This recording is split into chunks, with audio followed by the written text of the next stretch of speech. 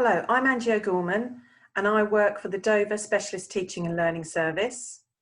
I'm one of the teachers who's responsible for communication and interaction. And today I'm going to talk to you about intensive interaction. And intensive interaction is a brilliant tool for aiding children's communication skills.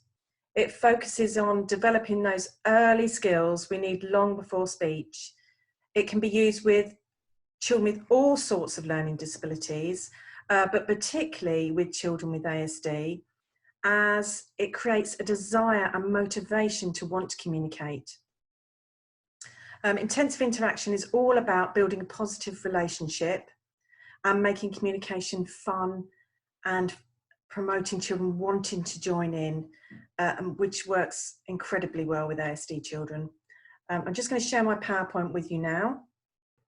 Okay, so intensive interaction is an approach where the staff member is seen as the main resource. As I've said, it's about promoting a really positive relationship with the child so that they want to interact and communicate with you.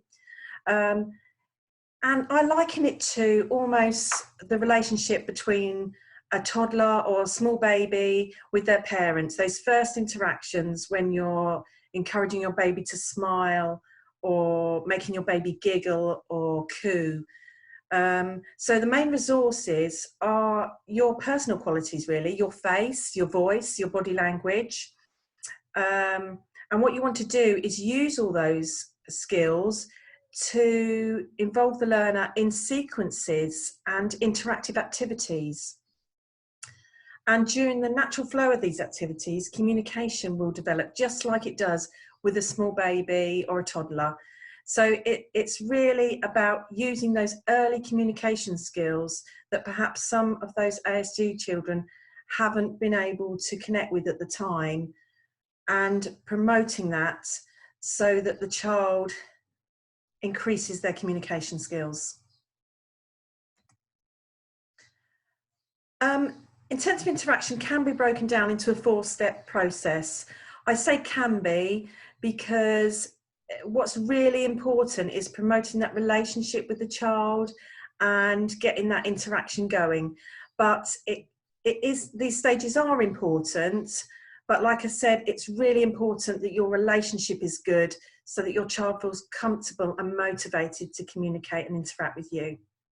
So I'm going to talk about each of these individual stages, but the stages are mirroring the child, that's almost copying, offer an invitation, add a signature game, and then add some keywords and sounds. So in terms of mirroring the child, as I said, it's copying. It's copying what the child is doing as long as it isn't dangerous or inappropriate. Sometimes you can feel a bit silly copying a child if they're doing something a bit strange, but if you do mirror and copy them, they get to trust you and find it really funny what you're doing, and they get to enjoy your company, which is what this stage is all about. So you need to ensure that the child is leading the activities. Give them the time and space to do this. Don't jump in. Sometimes you have to wait for processing, wait for the child to do things so that you can copy. Foster trust and acceptance. This stage is all about that relationship building. You showing the child that they're in control. Often a child with learning disabilities is so used to having things done to them. This is their opportunity to take the lead and for you to copy and make them feel good and in control. So you focus completely on the child. And in this stage, the child indicates when the session is finished. If the child suddenly stops, turns away, goes to another activity, you've just got to accept that's the end of it, okay? Because this child needs to be in control. And we can build on the communication another time. So number 2 is about offering an invitation. So this is the bit where you do add a little bit of yourself. You're starting to take a little bit of a lead, but you also want that child to still feel comfortable, still feel in control. The offer of an invitation needs to be really simple, something really easy to do. It could be simple as passing the child a ball, or going in for a tickle, or blowing a raspberry that the child responds to. And the child decides whether to take that invitation. They decide whether they're going to take the ball from you. They decide if they're going to have a giggle when you've done a raspberry, or they decide if they're going to laugh when you tickle their hand. If the child then takes the invitation, the adult continues to let the child take the lead.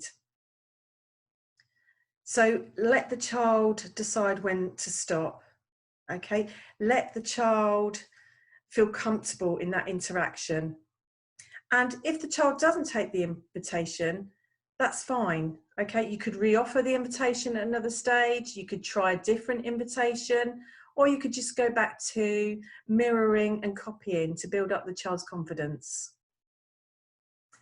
Stage 3 is called Add a Signature Game. It sounds more complicated than it is, this really. It really is just about adding in a little activity that involves timing and sequence more than anything else. It's not a structured game. It's really about creating anticipation. So, for example, you might do, for example, a small game like walking the teddy bear around on the child's hand, 1 step, 2 step, tick you under there. So really short activity. It could be simple as passing the ball, letting the child pass back to you. The key thing is here that the game has a clear start, middle and end. It's very simple. It's a short interaction. The child will start to trigger the game if they're enjoying it. For example, they may pick up the ball and pass it to you if they want you to pass it back. They may hold out their hand for you to play walking the teddy bear around the garden. They may say to you more if they can verbally say something, and the interaction continues.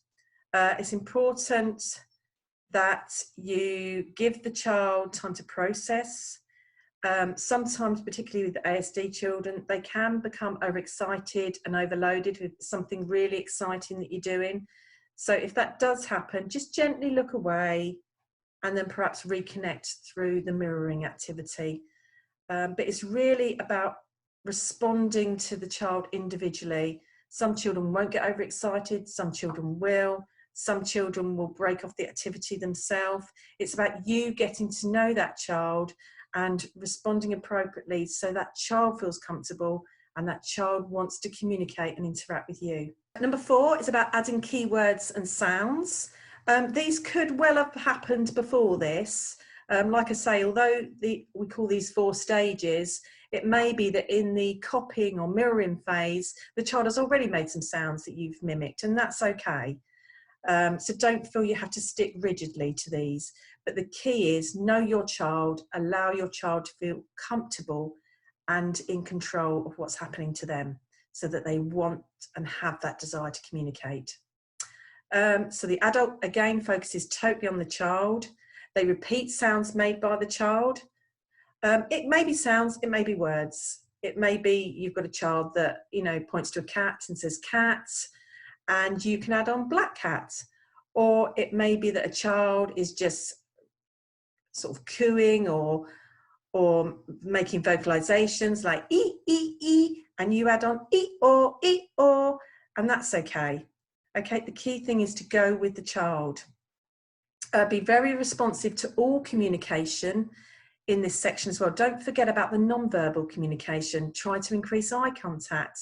If sounds are created through other means, through banging or clapping, then do that as well to develop the idea of creating sounds together. So that's really it for intensive interaction. It really is a build up of those skills that you would use with your own child to develop their communication. But often ASD children or children with learning disabilities haven't been able to go through those stages successfully. And so we're reintroducing them and building on that to help communication develop. So for me, the key points of intensive interaction are about keep it fun. Your child's not going to be motivated to communicate and interact with you unless you make it fun at the start. So keep it fun, keep it relaxed. Don't let that child feel pressured.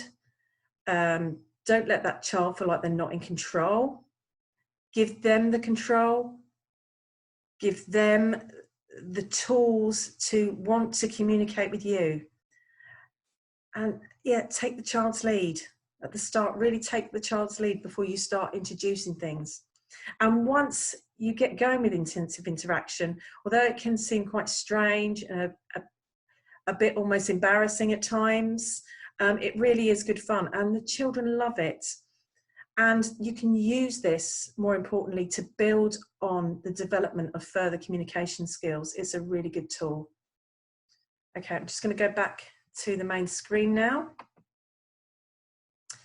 And so finally, I'd just like to say, if you do have any questions, do contact me at Dover STLS, and I'll be happy to help you if I can. And good luck with it. Intensive interaction takes practice.